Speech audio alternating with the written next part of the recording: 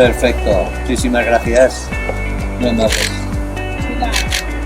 Es un punto importante en la lucha contra el cáncer. Evidentemente, ya desde hace tiempo el Levante viene apoyando la lucha contra el cáncer y este es un momento extraordinario, ¿no? Esta camiseta que muestra efectivamente lo que es la lucha contra el cáncer, sin palabras, solamente con este dibujo. Se muestra contundente. Yo creo que la sociedad cada vez es más consciente de ese problema, ¿no? y que tenemos que ir todos por el mismo camino para poder erradicarlo lo antes posible o que haya las menos víctimas posible, ¿no? En este caso yo creo que el club está haciendo un gran esfuerzo para poder visibilizar eso.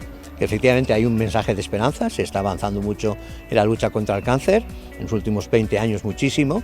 Evidentemente hay que seguir trabajando en este sentido. La prevención y el diagnóstico precoz siguen siendo fundamentales. Yo creo que la mujer valenciana y la mujer española ya está concienciada, ya hay los medios necesarios. Seguro que hay mucho que hacer todavía, ¿no? Porque todavía hay dramas familiares, pero hasta hoy evidentemente el mensaje tiene que ser de esperanza. Claro, por supuesto, nosotros tenemos que apoyar todo este tipo de causas. Es un honor para nosotros y tenemos que contribuir a este tipo de actos, ¿no? La verdad que fue una campaña espectacular, es como tú dices, muy impactante. La camiseta impactó y se trata de eso, de concienciar a la sociedad de lo que está pasando, de que todos tenemos que aportar nuestro granito de arena y en este caso el Levante lo ha hecho de esta manera. Se está haciendo mucho en la lucha contra el cáncer, de la concienciación y del apoyo, en este caso, a las enfermas de cáncer de mama. Muy agradecidos, desde luego, y las mujeres valencianas deben estarlo también, desde luego, al Levante Unión Deportiva.